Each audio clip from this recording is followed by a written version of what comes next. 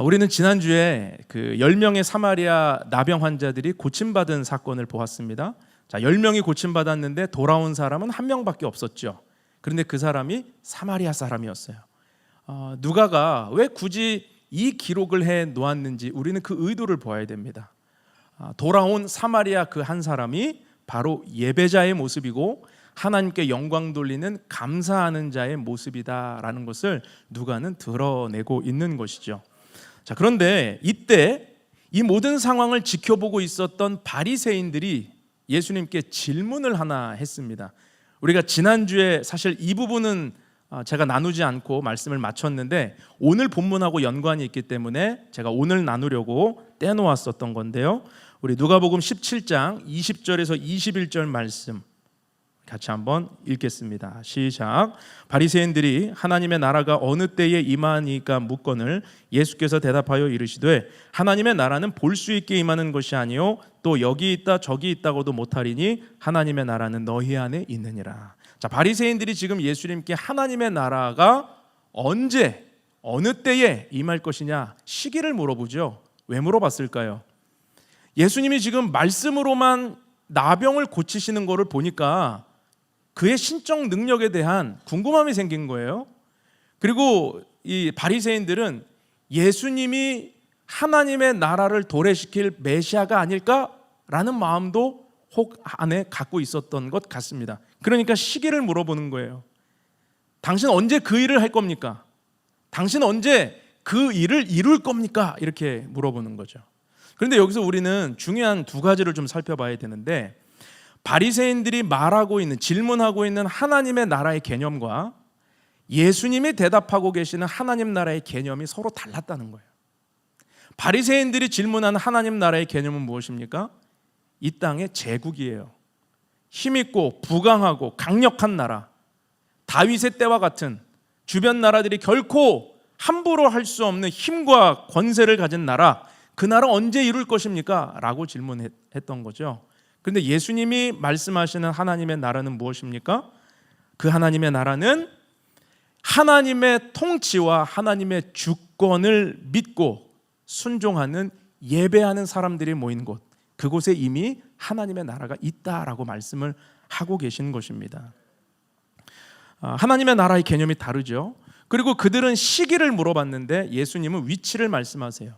말씀하신 것처럼 하나님의 나라는 하나님의 주권을 믿고 통치를 따르고 순종하며 살아가는 예배자들이 있는 그곳에 이미 하나님의 나라가 있다라고 말씀을 하세요.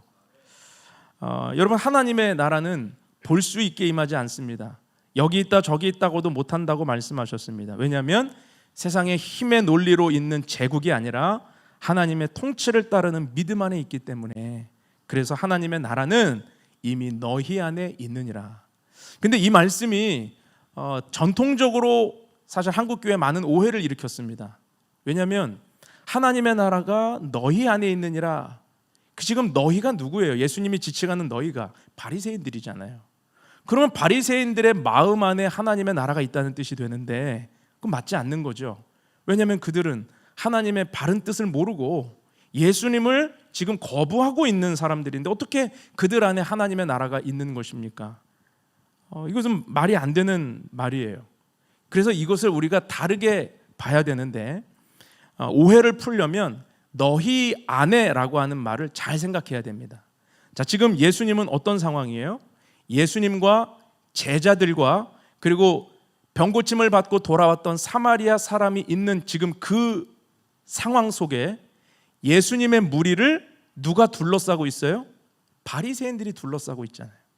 그러니까 너희 안에, 즉 예수님 자신과 예수님을 구주로 영접한 제자들과 돌아와서 감사 영광을 돌리는 사마리아 이 사람, 이들 안에 하나님의 나라가 있다라는 말씀을 하고 계신 것입니다.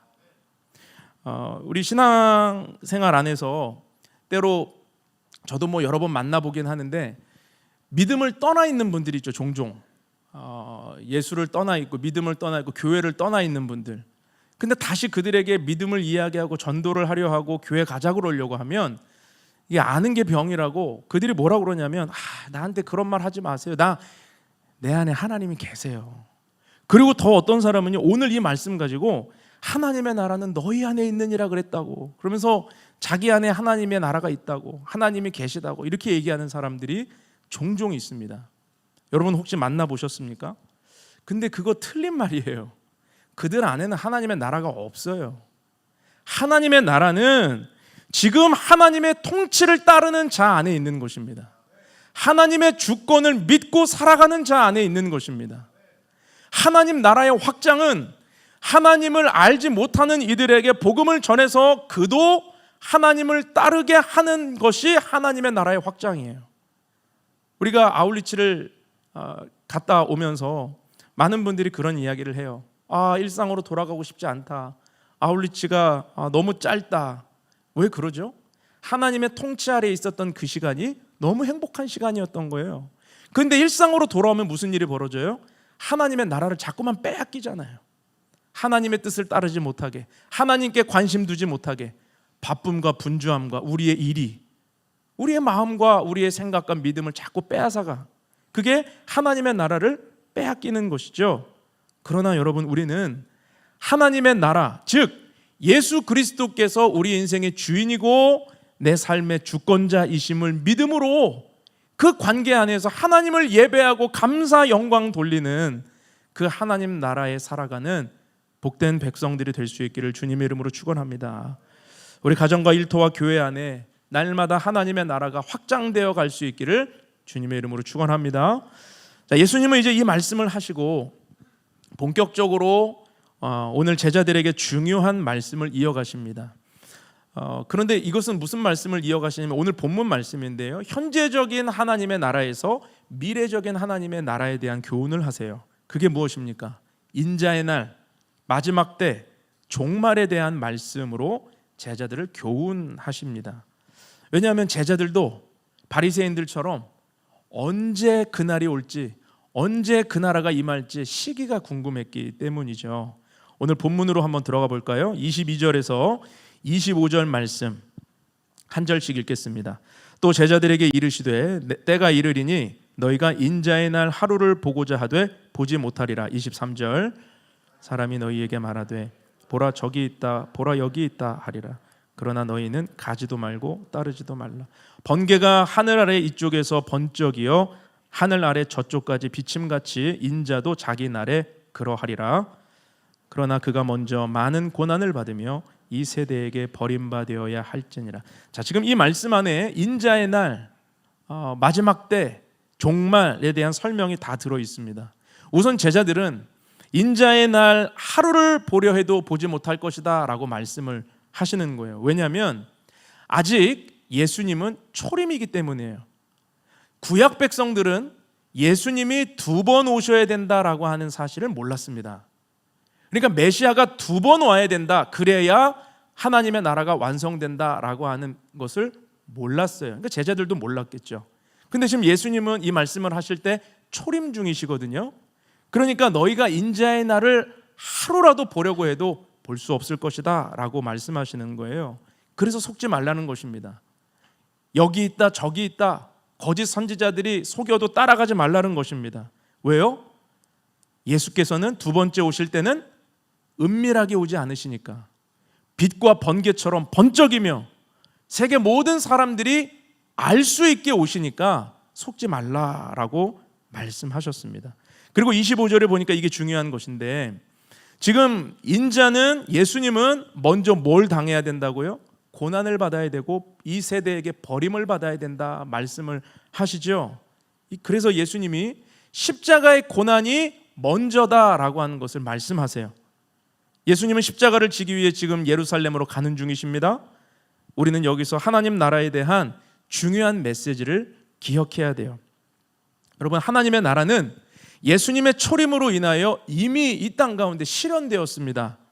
그런데 아직 재림을 기다리고 있는 우리는 그 나라가 완성되기를 기다려야 돼요. 준비해야 돼요. 여러분, 이 말이 어렵게 느껴지십니까? 예를 들면 이런 거예요. 죄수가 사형 선고를 받았습니다. 당신은 사형이다, 딱 선고를 받았어요. 그러면 이 죄수는 사형수로서 무엇이 확정되었습니까? 죽음이 확정되었죠.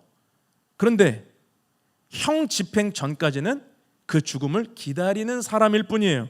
형은 확정되었지만, 심판이 확정되었지만 아직 죽지 않았기 때문에 기다리는 자가 되는 것입니다. 마찬가지로 오늘을 살아가는 우리 성도의 삶도 마찬가지예요. 여러분, 우리가 예수님을 믿을 때 이미 구원은 우리의 삶에 확정되었습니다. 믿으십니까? 우리가 예수를 고백하고 영접하면 이미 그 구원은 누구도 부인할 수 없을 만큼 확정되었어요. 그러나 하나님의 나라에 가기 전까지, 또 그 나라가 이 땅에 오기까지 우리의 구원은 아직 완성된 게 아니라는 거예요. 그래서 이 땅의 모든 성도는 이미와 아직 사이에 살고 있고 그날을 준비하는 믿음을 붙들어야 된다. 이것이 오늘 예수님의 메시지인 것입니다. 여러분, 그날을 준비하는 믿음을 붙들 수 있기를 축복합니다. 이미 임한 하나님 나라 안에서 살아가십시오. 이미 내가 믿음으로 고백한 그 확정 안에서 살아가십시오. 하나님의 나라를 확장하며 날마다 예배하며 주님을 의지하는 믿음의 삶을 살아갈 수 있기를 주님의 이름으로 축원합니다. 오늘 말씀 안에서 그날을 준비하는 믿음 3가지를 살펴보려고 합니다. 첫 번째는 하나님 없는 일상을 경계하는 것, 그것이 그날을 준비하는 믿음이라는 거예요. 하나님 없는 일상을 경계하라. 오늘 본문 26절에서 30절 말씀, 우리 다 같이 한번 한 목소리로 읽어보겠습니다. 시작. 노아의 때에 된 것과 같이 인자의 때에도 그러하리라.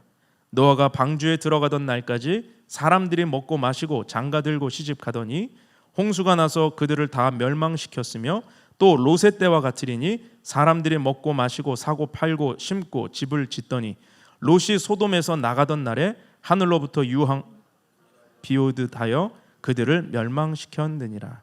자, 여기서 말씀하시는 노아의 때와 롯의 때는 무엇을 말합니까? 심판이죠. 그리고 동시에 구원입니다. 노아의 때는 물과 홍수로 심판을 당했고, 롯의 때는 불과 유황으로 소돔이 심판을 받았어요. 그런데 노아의 때와 롯의 때를 말씀하시면서 오늘 지금 예수님이 지적하시는 그 때의 사람들이 심판당하기 직전까지 뭘 했다고 지금 지적을 하고 계시죠? 먹고 마시고 장가들고 시집가고 사고 팔고 심고 집을 지었다. 다시 말해서 사람들은요, 보통의 일상을 살았다는 거예요. 심판이 없는 것처럼, 아니 심판이 임하지 않을 것처럼, 모르는 사람들처럼 그날에 대해 관심 없이 그냥 오늘 일상을 살았다는 것입니다. 그렇다면 우리는 여기서 이런 질문을 갖게 되죠. 그래서 그게 뭐가 잘못됐지? 여러분, 그런 마음 없으세요? 아니 시집 장가가고 먹고 마시고 우리 이게 뭐가 죄란 말이죠? 이게 도대체 뭐가 잘못된 것입니까? 사고 팔고 심고 집을 짓는 것이 왜 죄입니까? 그럼 예수님이 지적하신 노아의 때와 롯의 때의 사람들의 모습이 죄라면 우리 지금 다 잘못된 삶을 살고 있는 것인데 어떻게 생각하십니까? 우리도 재림을 준비한다면 산에 가야 돼요? 먹지도 마시지도 말고 금식해야 되고 시집 장가 가면 안 됩니까? 지금 그런 말입니까? 예수님의 말씀은 그런 의미가 아니에요. 노아의 때와 롯의 때의 사람들의 죄는 일상의 문제가 아니라 그 일상이 전부인 것처럼 살았다. 여기에 문제가 있는 것입니다. 그것만이 이유고 살아가는 이유고 그것만이 삶의 목적이 되었다라는 거죠. 그래서 예수님은 인자의 날에도, 그 마지막 날에도 노아와 롯의 때와 같이 사람들은 그날에 관심 없이, 믿음에 관심 없이 자기 일상만을 전부인 것처럼 살게 될 것이다, 이렇게 경고하고 계신 것입니다. 여러분, 그렇다면 일상이 전부인 삶이 무엇입니까? 제가 묵상을 하다가 이 일상이 전부인 삶이 이게 바로 하나님 없는 일상이구나. 제자는 모든 일상이 하나님과 연관되어야 합니다. 그래서 바울은 뭐라고 그랬죠?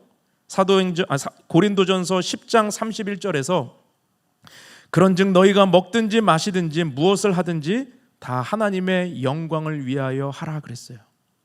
보십시오. 먹든지 마시든지 무엇을 하든지 하나님의 영광을 위하여 하라. 바울이 지금 이야기하고 있는 것은 하나님의 부재가 있는 일상이 아니라 하나님의 임재의 일상, 우리 일상 가운데 하나님을 생각하고 우리 일상 가운데 하나님이 중심이 되고 우리 일상 가운데 하나님이 주권자 되시는 그 삶, 그것을 붙들어야 된다라고 말씀하고 계신 것이죠. 여러분, 제자는 우리가 청지기의 비유에 대해서 살펴보았지만 제자는 오늘의 삶에 최선 다해야 됩니다. 내일 지구가 멸망해도 오늘 사과나무를 심는다는 어떤 철학자의 말처럼 우리도 그런 삶을 살아야 돼요. 그게 잘못된 게 아니라 그런 삶을 살아야 돼요. 우리의 일상에 최선을 다해야 됩니다. 최선을 다해 일하고 최선을 다해 관계하고 최선을 다해 살아가야 돼요. 그런데 하나님의 부재 속에서 최선을 다하는 것이 아니라 하나님과 관련 있는 삶으로, 하나님과 함께하는 일상으로 살아가야 한다, 이것을 말씀하고 계신 거죠. 여러분, 창세기에 나오는 노아 이야기로 조금 더 살펴보죠. 여러분, 노아 방주를 몇 년 지었습니까? 120년간 지었습니다. 하나님이 방주를 만들라 라고 말씀하시자 그 말씀에 순종해서 120년간 방주 지었어요. 그러면 홍수라고 하는 심판을 통해 멸망할 것을 말씀하셨기 때문에 방주를 짓는 동안 노아는 그날만 바라보고 먹지도 않고 마시지도 않고 시집 장가도 안 가고 뭐 그렇게 방주만 지었을까요? 그렇지 않습니다. 당연히 먹어요. 당연히 마셔요. 당연히 생활을 영위하기 위해서 물건을 사고 팔고 심고 집 짓고 살아가요. 심지어 노아의 세 아들 장가도 다 보냈잖아요. 이 120년 안에 이루어진 일이에요. 방주 지으면서 아들들 장가 다 보내고, 장가 보냈으니 집도 지어야 되잖아요. 새로 한 가정 한 가정씩 집도 지었어요. 노아가 일상 없이 사는 게 아닙니다. 그의 일상이 있었어요. 그런데 우리와 다른 것은 뭐냐면 노아는 그 모든 일상 가운데 그날을 준비하며 방주를 지었다는 거예요. 여러분, 오늘 나의 일상에 하나님이 계십니까? 혹시 너무 바빠서 하나님의 부재도 모르고 살고 있지는 않습니까? 여러분, 무엇 때문에 바쁘십니까? 무엇 때문에 정신없으십니까? 무엇 때문에 분주하십니까? 무엇 때문에 그렇게 열정적으로 살고 계십니까? 오늘 나의 삶과 가정과 직장과 또 교회 가운데 하나님의 나라가 임했는지 돌아보고 점검하는 믿음의 시간이 될 수 있기를 축원합니다. 하나님께 드리는 진정한 감사와 예배로 매 순간 하나님의 나라를 누리며 살아가는 저와 여러분이 될 수 있기를 축복합니다. 두 번째로 우리가 붙들어야 될 그날을 준비하는 믿음은 소유에 대한 집착을 경계하라라는 것입니다. 오늘 본문 30절에서 33절 말씀인데요. 이것도 같이 한번 읽어보죠. 시작. 인자가 나타나는 날에도 이러하니라. 그날에 만일 사람이 지붕 위에 있고 그의 세간이 그 집 안에 있으면 그것을 가지러 내려가지 말 것이요 밭에 있는 자도 그와 같이 뒤로 돌이키지 말 것이니라. 롯의 철을 기억하라. 무릇 자기 목숨을 보존하고자 하는 자는 잃을 것이요 잃는 자는 살리리라. 자, 주님이 다시 오시는 날은 심판의 날이며 동시에 구원의 날입니다. 이것은 그날이 주는 아주 중요한 메시지예요. 그런데 그날에 여전히 소유에 집착하는 사람들이 있다라고 말씀하셨어요. 롯의 철을 기억하라. 여러분, 롯이 소돔과 고모라를 떠나오는 날 그 딸들과 아내와 함께 네 식구가 나오고 있었잖아요. 그런데 롯의 처가 어떻게 했습니까? 뒤를 돌아보았다가, 두고 온 소유 때문에 뒤를 돌아보았다가 소금 기둥이 되죠. 죽게 되었다라는 것입니다. 마치 그것처럼 그날에 지붕 위에 있던 자가 세간을 가지러 집에 내려가려 할 것이고 밭에서 일하던 자가 뒤를 돌아볼 것이다 라고 말씀을 하시는 거예요. 마지막 때에 두고 온 것, 그 소유에 대한 집착 때문에 영원한 것을 놓치는 인생들이 있을 것이다, 이렇게 말씀을 하십니다. 그럼 롯의 아내가 왜 돌아본 것입니까? 어떤 마음으로 돌아본 것입니까? 그 소유가, 두고 온, 집에 두고 온 그 소유가 나를 지켜줄 거라는 믿음 때문에 돌아본 거예요. 그것만 가지고 가면 어디에서도 새 출발할 수 있다라는 그 마음이 있었기 때문이죠. 그게 예수님이 33절에 말씀하시는 내용입니다. 자기 목숨을 보존하는 자, 누굽니까? 소유에 집착하는 롯의 아내와 같은 사람이에요. 그게 자기 목숨을 보존하는 자예요. 그 소유만 있으면 내 목숨이 보존될 것이다. 그래서 그 소유에 집착했더니 어떻게 돼요? 돌아봤더니 잃었죠. 목숨을 잃었어요. 그런데 롯은 목숨 같은 소유를 돌아보지 않고 버렸더니, 잃었더니 어떻게 돼요? 살았다는 것입니다. 이게 그 말씀이에요. 여러분, 마지막 때를 준비하는 중요한 믿음이 바로 이 소유에 대한 집착을 버리는 것에서부터 출발하는 것입니다. 죽음 앞에서 돈이 나를 지켜줄 수 있을까요? 돈이, 소유가 나의 생명을 지켜주고 내 영혼을 구원할 수 있습니까? 우리는 소유가 아닌 하나님의 나라를 붙들고 살아야 영원한 생명을 얻게 될 줄로 믿습니다. 복음서에 나오는 이 부자 청년 이야기, 마태, 마가, 누가, 이 세 복음서에 다 나오는 이야기인데, 이 부자 청년이 영생을 얻고자 예수님을 찾아왔습니다. 예수님 앞에 무릎을 꿇었습니다. 선한 선생님, 어찌하여야 영생을 얻을 수 있을까요? 그랬더니 예수님이 하나님의 계명을 지키라 그랬어요. 제가 어려서부터 다 지켰는데요. 그때 예수님 뭐라고 그러시죠? 너에게 부족한 것이 하나가 있는데 네가 가지고 있는 재물을 팔아서 가난한 자들에게 나눠주고 나를 따르라, 그렇게 말씀하세요. 그때 그 부자 청년이 어떻게 합니까?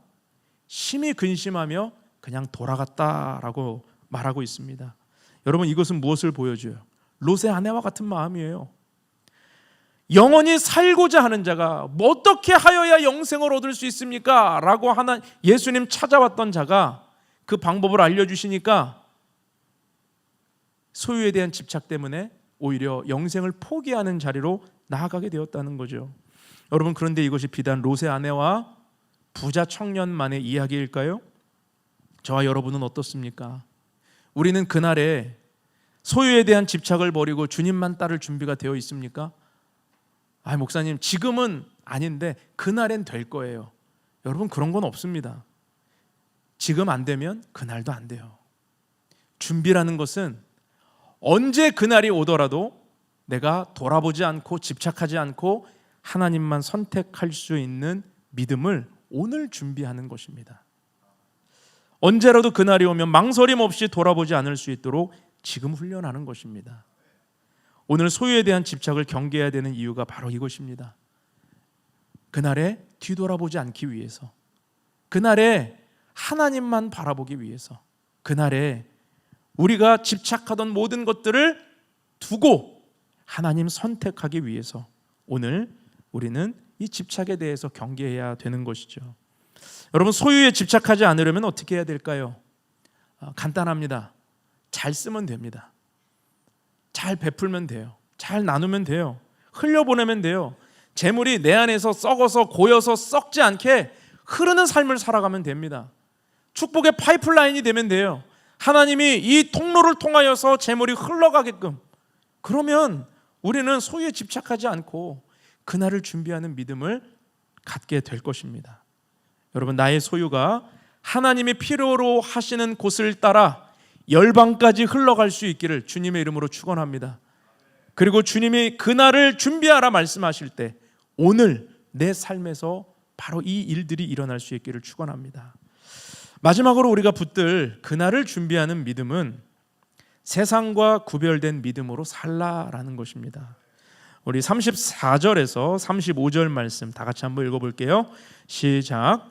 내가 너희에게 이르노니 그 밤에 둘이 한 자리에 누워 있음에 하나는 데려감을 얻고 하나는 버려둠을 당할 것이요 두 여자가 함께 맷돌을 갈고 있음에 하나는 데려감을 얻고 하나는 버려둠을 당할 것이니라.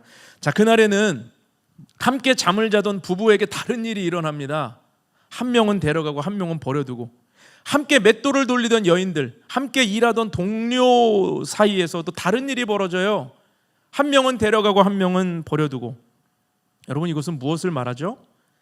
구원과 심판은 동시에 일어난다는 거예요. 구원과 심판은 동시에 일어난다. 그리고 이 구원과 심판의 주권은 누구에게 있다? 하나님께 있다는 것입니다. 우리는 몰라요. 사람들은 모릅니다. 하나님이 그날 정확하게 가리신다는 거예요. 여러분, 이 말씀을 보면서 혹시 이런 생각 드는 분이 안 계세요? 구원이 복골복이야? 50대 50이야? 잘 믿어도 누군 데려가고 누군 버려두는 거야? 그런 말이 아니죠.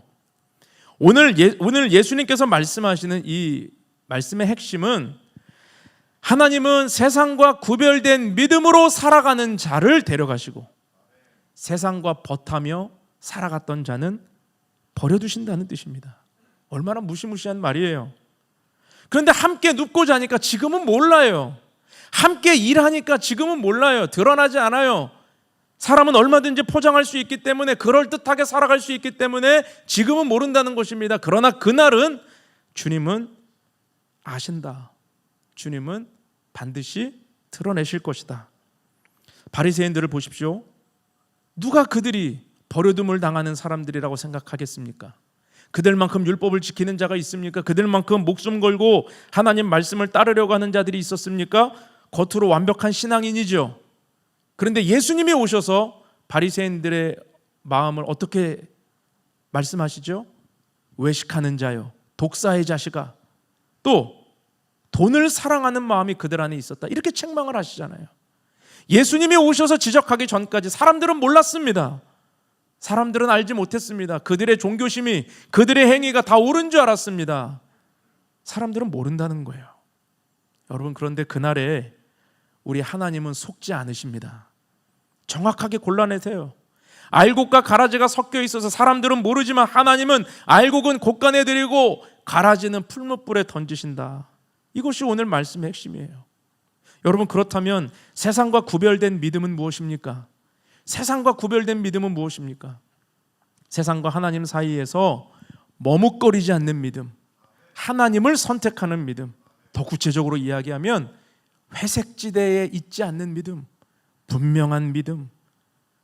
세상이 복을 준다 그러면 세상 따라갔다가 하나님이 복 준다 그러면 다시 돌아오는 믿음이 아니라 하나님을 따라가는 길에 아픔도 있고 고통도 있고 고난도 있고 실패가 있을지라도 끝까지 하나님 붙드는 그 믿음, 그 믿음을 세상과 구별된 믿음으로 주님이 보신다는 것입니다. 열왕기상 18장을 보면요, 엘리야 선지자가 사역하던 시대에 북이스라엘의 영적 상황이 어땠냐면 너무나도 많은 사람들이 바알도 섬기고 하나님도 섬기는 혼탁한 시대예요. 하나님이 복 준다 그러면 하나님께 제사하고, 바알이 복 준다 그러면 바알에게 제사하면서 세상과 하나님 사이에서 머뭇머뭇거리던 시대가 바로 엘리야 선지자 시대입니다. 갈멜산에서 영적 전쟁을 하려고 엘리야가 아합 왕도 불러다 놓고 백성들도 불러다 놓고 이렇게 말해요. 열왕기상 18장 21절. 엘리야가 모든 백성에게 가까이 나아가 이르되 너희가 어느 때까지 둘 사이에서 머뭇머뭇하려느냐? 여호와가 만일 하나님이면 그를 따르고 바알이 만일 하나님이면 그를 따를지니라 하니 백성이 말 한마디도 대답지 아니하는지라. 머뭇머뭇하려느냐? 바알과 하나님 사이에서 언제까지 머뭇머뭇하려느냐? 이게 엘리야 선지자의 외침이었어요. 여러분, 엘리야 선지자가 지적하는 마음은 무엇입니까? 두 마음이에요. 돈과 하나님을 겸하여 사랑하는 마음, 소유를 집착하는 마음. 여러분, 이 마음의 중심에 누가 있습니까? 내가 있어요. 자기중심성의 신앙이에요. 자기중심성의 신앙은 무엇입니까? 내가 기준인 것입니다. 내가 기준이니까 바알도 나를 위해 존재하고, 내가 기준이니까 하나님도 나를 위해 존재해야 돼요. 나의 성공이 기준이고, 나의 축복이 기준이고, 나의 번영이 기준이고, 내 자식이 기준이에요. 그러니까 하나님이 들어올 틈이 없어요. 이 마음이 세상과 구별되지 않고 양다리 걸쳐 있는 마음인 것입니다. 여러분, 테이블을 돌려서 오늘 우리의 믿음을 돌아보시기 바랍니다. 오늘 우리는 어떻습니까? 바알과 하나님 사이에서 머뭇거리던 이스라엘 백성들처럼 오늘 우리도 세상과 하나님 사이에서, 돈과 하나님 사이에서 머뭇거리고 있지는 않습니까?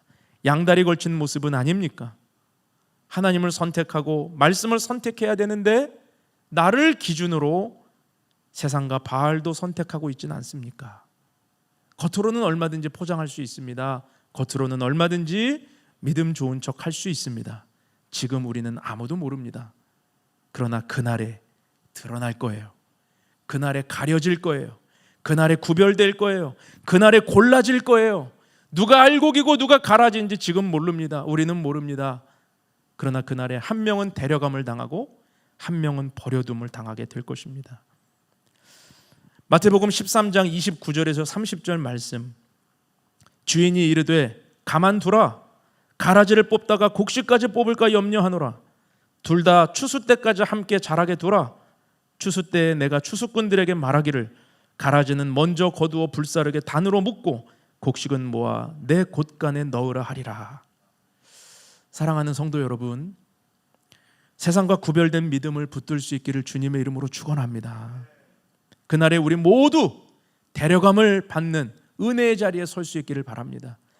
이 중에 있는 단 한 명도 버려둠을 당하지 않기를 주님의 이름으로 축원합니다. 마지막으로 오늘 37절 말씀을 다루지 않을 수가 없어서 간단하게만 살피고 우리가 기도하려고 합니다. 여러분, 37절 말씀이 사실 해석하기 참 난해한 구절이에요. 자, 제자들이 그날에 대한 메시지를 예수님께 듣고서 주님 어디입니까? 그날에 우리는 그럼 어디에 있어야 됩니까? 이런 질문을 하잖아요. 그런데 예수님이 이상한 말씀을 하시는 거예요. 뭐라고 그러세요? 주검이 있는 곳에 독수리가 모이느니라. 에이? 이러고 17장이 끝나요. 주검이 있는 곳에 독수리가 모이느니라. 주검이 뭐예요? 시체잖아요.